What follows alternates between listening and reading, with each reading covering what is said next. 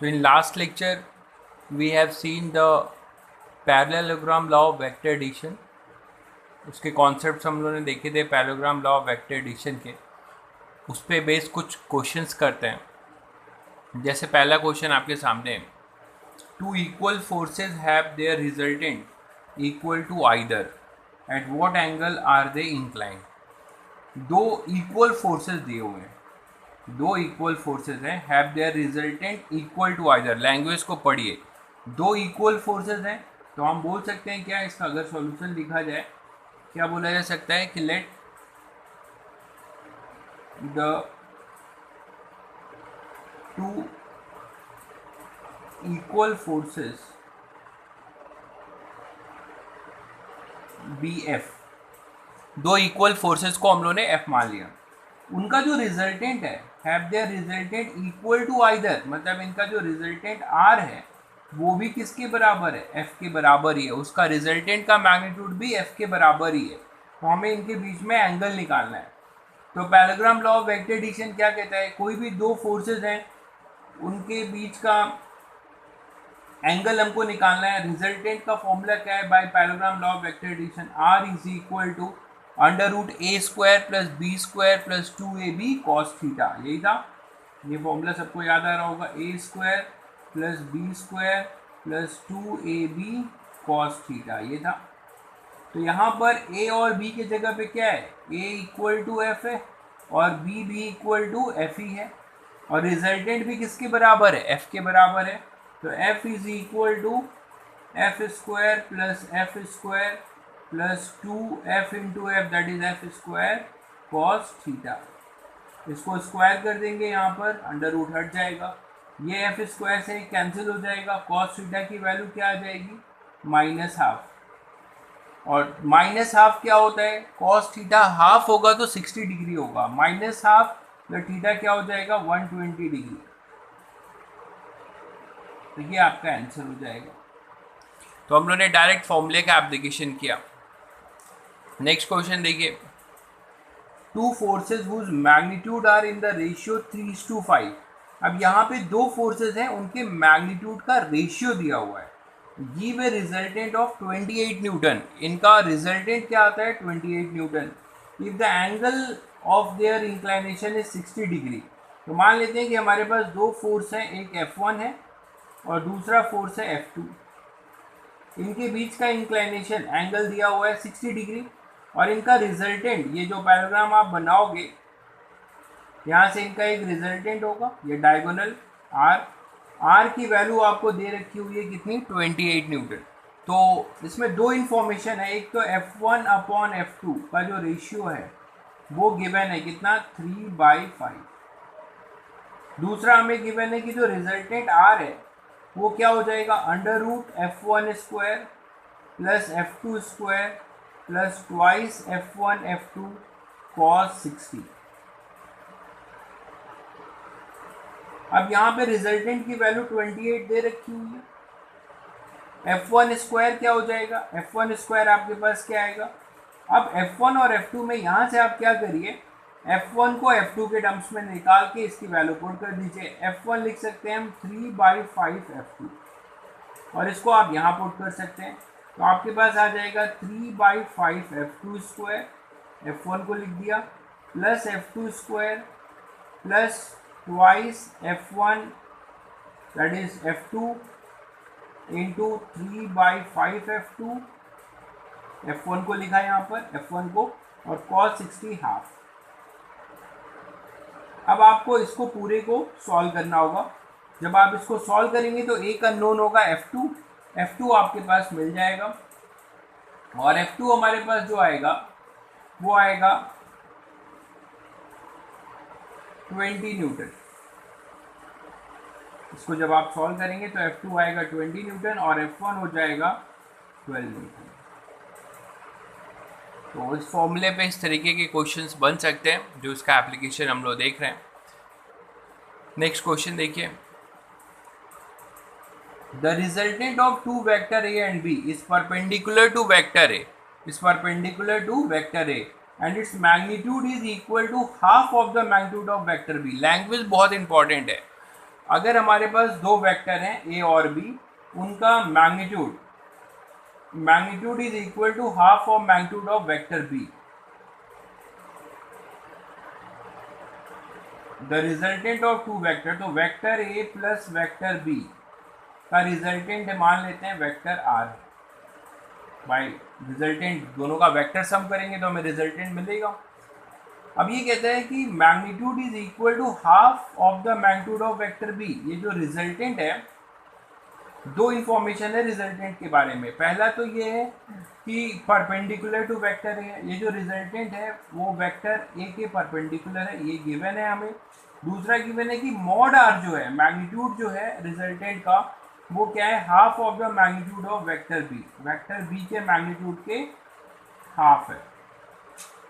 ये हमें information given है, इसको हम यूज करेंगे। देखिए कैसे, हमारे पास वेक्टर ए है और ये परपेंडिकुलर टू वेक्टर है, तो मान लेते हैं हम यहाँ पे एक वेक्टर ले लेते हैं, ये हमारा है वेक्टर ए, ठीक है, और इसके परपेंडिकुलर है रिजल्टेंट, तो उसे हम वेक्टर आर ले लेते हैं, आर हो जाएगा रिजल्टेंट।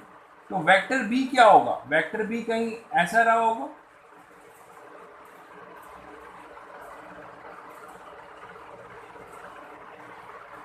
और इनका ये पैराग्राम जब आप बनाओगे,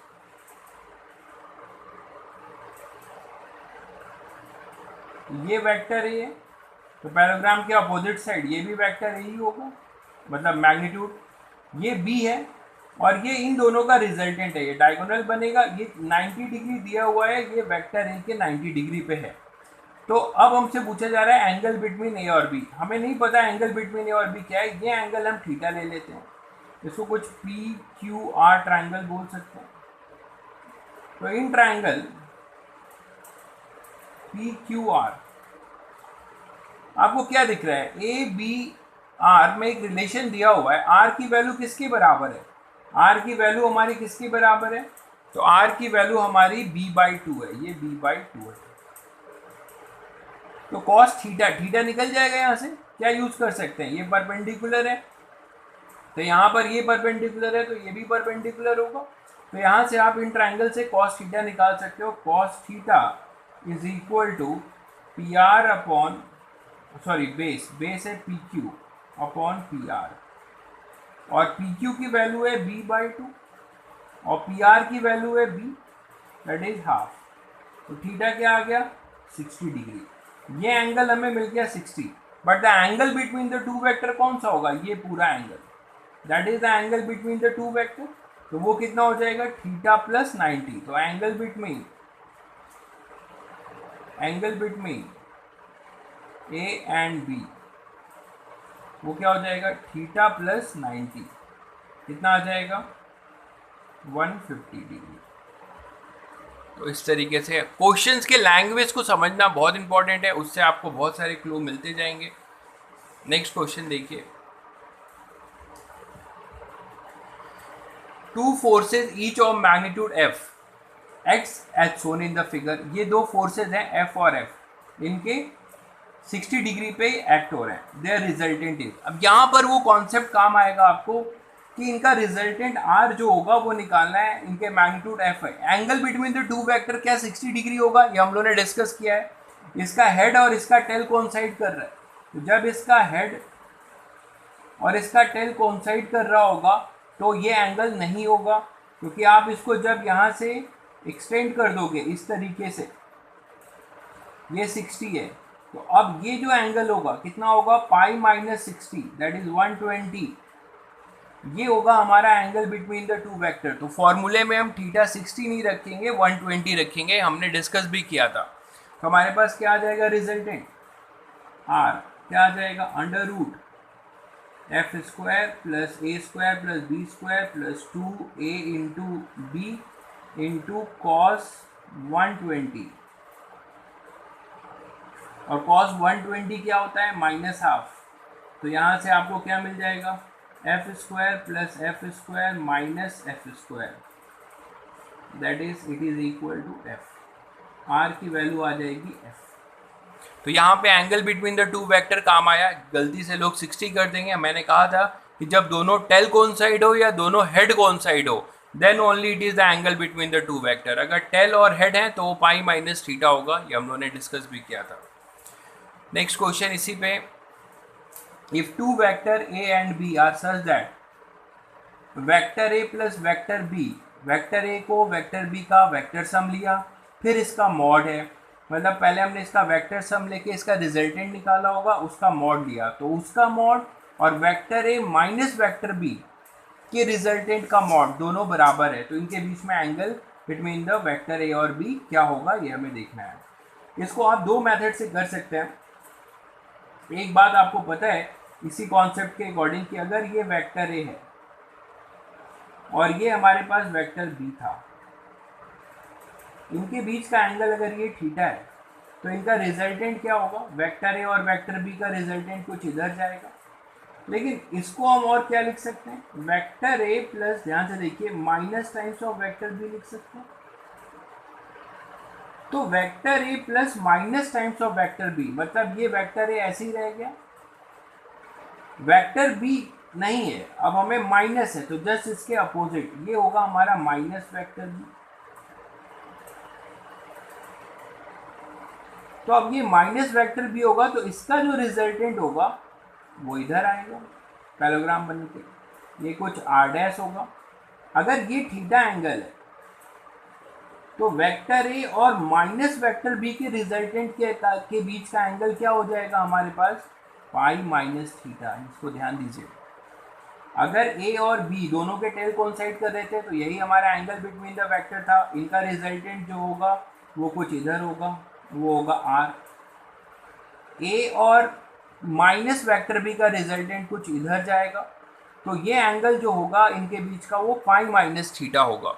तो आप इजीली इसको ज्योमेट्री से भी कर सकते थे, नहीं तो आप डायरेक्ट यहाँ से करिए। अब हमें इनके बीच का, इसको ओपन करिए parallelogram law of vector distance से। फॉर्मूला क्या कहता है, it is equal to A square plus B square plus 2ab cos, let theta be the angle, तो इसके बीच का एंगल होगा cos theta under root equal to, इसका मैग्नीट्यूड इसके बराबर है। जब आप इसका मैग्नीट्यूड का रिजल्टेंट लिखेंगे आर डैश, तो वो क्या होगा, ए स्क्वायर प्लस, यहाँ मैंने कहा था यहाँ और यहाँ मॉड वैल्यू आती है, यहाँ नेगेटिव साइन नहीं आएगा, एंगल को ध्यान से देखना है बस, बी स्क्वायर प्लस 2ab, यहाँ आपको ध्यान देना है कॉस जो लिखा जाएगा वो पाई माइनस थीटा हो जाएगा, क्योंकि अब वेक्टर ए और माइनस वेक्टर बीच के बीच का एंगल पाई माइनस थीटा है। तो हमारे पास क्या आ जाएगा, दोनों को स्क्वायर कर दीजिए, कॉस पाई माइनस थीटा क्या होता है, माइनस कॉस थीटा। ये सब बेसिक ट्रिग्नोमेट्रिक है, इसको रिवाइज कर लीजिएगा। तो ए स्क्वायर दोनों तरफ स्क्वायर कर दिया plus B square plus 2ab cos theta equal to A square plus B square, ये माइनस 2ab कॉस थीटा, तो ये कैंसिल हो जाएगा, इधर आएगा 4ab cos theta equal to 0, that is cos theta equal to 0, that is theta equal to 90 degree. तो ये हमारा सॉल्यूशन हो जाएगा। तो यहाँ पे आपने क्या देखा, फिर एंगल का कॉन्सेप्ट आया है, ए और बी के बीच का जो रिजल्टेंट है वो तो टेल और टेल कोइंसाइड कर रहे थे, तो थीटा ही हुआ, बट वेक्टर ए और माइनस वेक्टर बी का रिजल्टेंट, आप इसको आप इस तरीके से देख सकते हैं कि आप वेक्टर ए और एक माइनस वेक्टर बी का रिजल्टेंट ले रहे हैं, तो उनके बीच का एंगल पाई माइनस थीटा हो जाएगा। नेक्स्ट क्वेश्चन देखते हैं, the resultant of vector C of vector A and B is perpendicular to vector A. जो रिजल्टेंट ऑफ वेक्टर सी है वो A and B, the resultant of vector A, मतलब एक vector A था plus vector B, इन दोनों का vector सम क्या है, वेक्टर सी। तो वेक्टर सी ए और बी का रिजल्टेंट वेक्टर है दोनों का। अच्छा, वेक्टर सी का जो मैग्नीट्यूड है वो वेक्टर ए के बराबर है, मैग्नीट्यूड वेक्टर ए के बराबर है, तो इनके बीच में एंगल क्या होगा, प्लस ये दिया हुआ है कि vector C is perpendicular to vector A. तो फिर से देखिए, अगर कि ये हमारे पास मान लेते हैं ये वेक्टर ए है, तो वेक्टर सी कुछ ऐसा हो जाएगा, और इनका रिजल्टेंट ये वेक्टर बी है, तो इन दोनों वेक्टर का जो रिजल्टेंट है वो है हमारा वेक्टर सी। तो वेक्टर ए बी ये हुआ, वेक्टर ए ये हुआ, वेक्टर सी रिजल्टेंट हुआ जो कि इस पे 90 डिग्री है वेक्टर ए के अकॉर्डिंग टू क्वेश्चन। अच्छा, वेक्टर ए और वेक्टर सी का मैग्नीट्यूड क्या है, बराबर है, तो mod vector C equal to mod vector A. Let the angle between B and the resultant that is C is theta.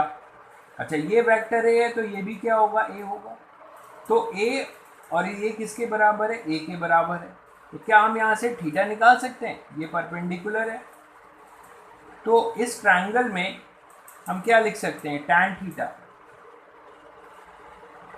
Theta equal to opposite side upon base, that is A by C, that is A by A, C और A बराबर है 1, तो theta क्या आ गया 45 degree या पाई by 4 radian में, और ये आपको दिया हुआ है पाई बाई 2 90 डिग्री, मतलब पाई बाई 2 दिया हुआ है, तो टोटल एंगल क्या हो गया ए और बी के बीच में, angle between A and B क्या हो जाएगा, it is equal to theta plus pi by 2, that is pi by 4 plus pi by 2, तो वो आपके पास आ जाएगा 3 पाई बाई 4, 3 पाई बाई 4। तो हमें इसमें क्या दिया था, रिजल्टेंट ऑफ वेक्टर सी, हमें वेक्टर सी रिजल्टेंट था ए और बी के बीच में, बट ये दिया था कि सी की वैल्यू ए के बराबर है और एंगल बिटवीन ए और बी जो है निकालना था, तो हमने क्या किया, इस गिवन इंफॉर्मेशन से इसको थीटा मान लिया, ये साइड और ये साइड गिवन था, तो tan से हमने थीटा निकाल लिया, थीटा मिल गया, तो थीटा प्लस 90 हमारा ए और बी के बीच में एंगल हो गया।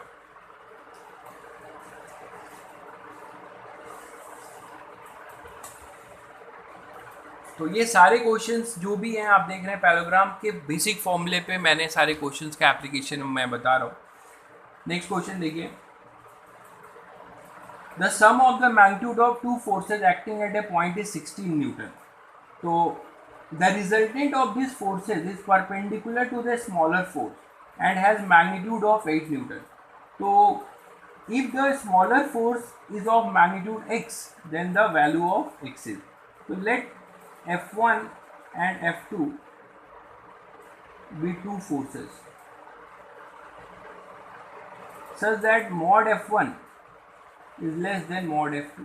मान लेते हैं F1 हमारा छोटा फोर्स है, तो mod F1 की वैल्यू किसके बराबर दी हुई है, x के बराबर, और the sum of the magnitude of the two forces, ये भी दिया हुआ है कि सम ऑफ द मैग्नीट्यूड, यहाँ पे स्टूडेंट को ध्यान रखना है, मैं ये लिख रहा हूँ F1 mod plus F2 mod, ये वैल्यू कितनी दी रखी हुई है 16 न्यूटन। अभी तक आप अगर इसको ऐसे लिखते हैं, जरा देखिएगा, F1 प्लस F2 का पूरे का मॉड, पहले F1 vector plus F2 vector का मॉड ले रहे हैं, इसका मतलब आप F1 और F2 वेक्टर का क्या निकाल रहे हैं, रिजल्टेंट, और उस रिजल्टेंट का ये मॉड है, और यहाँ इसका क्या मतलब है कि एक यहाँ पे F1 का अपना मैग्नीट्यूड और F2 का अपना मैग्नीट्यूड, सिंपली जैसे हम एडिशन करते हैं 2 प्लस 3 लाइक, तो ये चीज़ है, जबकि यहाँ पर क्या है F1 प्लस F2 वेक्टर का वेक्टर एडिशन किया, फिर उसका जो रिजल्टेंट आया जो पैराग्राम लॉ से हम लोगों ने निकाला था R, उसका ये है, तो इन दोनों में ये डिफरेंस है, स्टूडेंट को कंफ्यूज नहीं होना है। तो यहाँ पर हमें ये गिवन है, तो हम F2 को क्या लिख सकते हैं, F1 अगर x है तो F2 को लिख सकते हैं 16 माइनस x। अब जरा देखिए कि हमारा एक स्मॉलर है F1, तो x है, F1 हमारा x है, और जो हमारा रिजल्टेंट है वो F1 के परपेंडिकुलर है, तो F1 के आपने परपेंडिकुलर बना दिया, इसका रिजल्टेंट R, और रिजल्टेंट की वैल्यू कितनी है, वो हमें the resultant of this force नहीं पता, रिजल्टेंट की वैल्यू यस दी हुई है, and magnitude of 8 Newton. Resultant ये जो मैंने लिखा था यहाँ पे F1 vector plus F2 vector का मॉड, ये हुआ रिजल्टेंट, इसकी वैल्यू कितनी दे रखी हुई है 8 न्यूटन, तो ये 8 न्यूटन था, और F2 हमारे पास हो जाएगा कुछ ऐसा, वो होगा 16 माइनस x, ये होगा F2।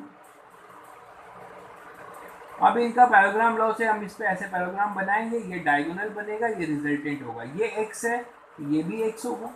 अब आप सिंपली इस, अब ये 90 दिया हुआ है, तो आप इसमें क्या यूज़ कर सकते हैं, राइट एंगल ट्रायंगल बन रहा है, ये 8 न्यूटन है, ये x है और ये 16 माइनस एक्स है, तो ये भी क्या होगा 16 माइनस एक्स, ये वाला, दोनों opposite sides equal and parallel. Pythagoras use कर दीजिए, 16 माइनस एक्स का whole square equal to X square plus 64। जब आप इसको सॉल्व करेंगे तो आपको यहाँ से x मिलेगा 6 मिलेगा। तो लैंग्वेज को पढ़ना बहुत जरूरी है, लैंग्वेज से ही आपको सारे क्लू मिलेंगे। नेक्स्ट क्वेश्चन है हमारे पास, vector A and vector B have an angle theta between them, then the value of A cap minus B cap का मॉड। अब आप देखिए कि ए कैप का मतलब, ए कैप का मतलब क्या हुआ कि मॉड ए कैप क्या हो जाएगा 1, मॉड बी कैप क्या हो जाएगा 1। और अगर ये वेक्टर ए था मान लीजिए और ये वेक्टर बी था, इनके बीच का एंगल अगर थीटा है, तो अभी हम लोगों ने डिस्कस किया कि इसको हम ऐसे लिख सकते हैं A cap plus minus B cap, ऐसे लिख सकते हैं। इसका मतलब बी ए कैप के डायरेक्शन में ही तो ए वेक्टर के डायरेक्शन में ही तो ए कैप होगा, और क्योंकि यूनिट वेक्टर होता है इसका, अच्छा बी वेक्टर के डायरेक्शन में बी कैप होगा। तो vector A minus vector B, तो यहाँ पे ये माइनस होगा, आप इसको ऐसे लिख सकते हैं ये ए कैप होगा, तो बी अगर इधर है तो माइनस बी कैप इधर होगा, और इनके बीच का जो एंगल हो जाएगा अब कितना हो जाएगा पाई माइनस थीटा। जैसे वेक्टर ए और वेक्टर बी के लिए किया था, तो vector A plus minus times of vector B का अभी हम लोगों ने डिस्कशन किया था, एंगल कितना था पाई माइनस थीटा। वही चीज़ यहाँ पे हमें अप्लाई कर देना है, बस यही ध्यान रखना है कि ये यूनिट वेक्टर है तो इनके मॉड 1 है। तो पैराग्राम लॉ ऑफ वेक्टर एडिशन का फॉर्मूला यूज कर रहा हूँ मैं, इसको ए और बी का रिजल्टेंट क्या लिखेंगे, ये लिखेंगे ए कैप ए स्क्वायर मतलब ए कैप स्क्वायर प्लस ए की जगह ए कैप है, बी की जगह बी कैप है तो B square plus twice A cap B cap, but यहाँ पर क्या लिखा जाएगा कॉस पाई माइनस थीटा, क्योंकि ये माइनस है, ये प्लस होता है यहाँ पर तो थीटा लिखा जाता क्योंकि इन दोनों के बीच में एंगल थीटा था। बस इसकी वैल्यू 1 है, 1 है, ये 1 है, 1 है, तो क्या आ जाएगा 1 प्लस 1 प्लस 2, और एक कॉस पाई माइनस थीटा क्या होगा माइनस कॉस थीटा, यहाँ आ जाएगा माइनस कॉस थीटा। तो 2 कॉमन ले लीजिए, 1 माइनस कॉस थीटा। आप लोग को पता नहीं हाफ एंगल फॉर्मूला पता है कि नहीं, कॉस 2 थीटा का फॉर्मूला ये होता है 2 कॉस स्क्वायर थीटा माइनस 1 या फिर 1 माइनस 2 साइन स्क्वायर थीटा। ध्यान रखिए इसको, कई जगह पे यूज़ करेंगे आप। Cos 2 theta equal to either 2 cos square theta minus 1 या फिर 1 माइनस 2 साइन स्क्वायर थीटा, उसी को यहाँ यूज़ कर दीजिए। यहाँ 2 थीटा था तो यहाँ पे थीटा था, यहाँ थीटा होगा तो यहाँ थीटा बाई 2 हो जाएगा, तो क्या हो जाएगा 2 1 माइनस कॉस थीटा है तो इसको हम इस फॉर्मूले में यूज़ कर रहे हैं, क्या होगा 1 minus 2 sine square theta by 2। तो ये 1 से 1 कैंसिल, 2 से 2, तो आपके पास क्या आ जाएगा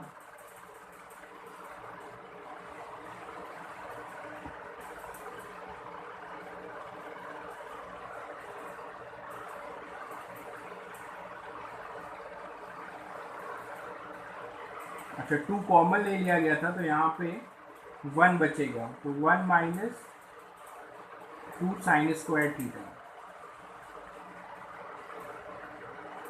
ये 2 कॉमन नहीं होगा, रूट के अंदर ही होगा ना ये 2, तो इसको √2 कर दीजिए, तो √2 2 हो जाएगा, तो आपके पास क्या आ जाएगा 2 साइन थीटा बाई 2। तो इस तरीके से इसको फॉर्मूले को यूज़ किया है, और ये ध्यान रखा है फिर से एंगल वाला कॉन्सेप्ट ही यूज़ किया गया है। नेक्स्ट क्वेश्चन है, the resultant of vector A and B is R1, on reversing the vector B the resultant become R2। अब आपके लिए बहुत आसान है, बार बार हम उसी कॉन्सेप्ट को कर रहे हैं कि कोई वेक्टर ए है, ये वेक्टर बी है, इनके बीच का रिजल्टेंट है कुछ vector R, the resultant become R1 है resultant, the resultant become R2 कब रिवर्सिंग द वेक्टर बी, तो वेक्टर ए तो यही रहेगा, वेक्टर बी को रिवर्स कर दिया तो मतलब वो माइनस वेक्टर बी हो जाएगा, इनके बीच का रिजल्टेंट है हमारा R2। तो इसके बीच का एंगल अगर आप थीटा लेते हो तो कॉन्सेप्ट अब आपको पता है कि ये अगर थीटा था तो ये इनके बीच का एंगल क्या हो जाएगा, पाई माइनस थीटा। उसी को यूज़ कर लीजिए और सॉल्व कर लीजिए। क्या आ जाएगा हमारे पास, vector A plus vector B का मैग्नीट्यूड कितना दिया हुआ है, r1। इसको और क्या लिख सकते हैं आप, A square plus B square plus 2ab cos theta equal to r1 square, under root हट गया। अगर आप यही वेक्टर ए r2 स्क्वायर इसको रिवर्स कर दिया तो अब रिजल्टेंट किसके किसके बीच में है, ए और माइनस बी के बीच में। तो आपके पास क्या आ जाएगा, vector A plus minus times of vector B. इसका जब आप रिजल्टेंट लिखोगे तो आपके पास क्या आ जाएगा, A square plus B square plus 2ab cos pi minus theta, ये पाई माइनस थीटा होगा, अंडर रूट इक्वल टू क्या होगा r2। इसको स्क्वायर कर दीजिए, r2 स्क्वायर क्या आएगा, A square plus B square minus 2ab cos theta. ये सेकेंड मान लीजिए, ये फर्स्ट मान लीजिए, दोनों को ऐड कर दीजिए तो r1 square plus r2 square क्या आ जाएगा, ये कैंसिल आउट हो जाएगा, equal to 2 times of A square plus B square. तो ये मिल जाएगा आपको। तो इस तरीके के मैंने पैराग्राम लॉ ऑफ वेक्टर एडिशन के इलस्ट्रेशंस आपको बताए हैं।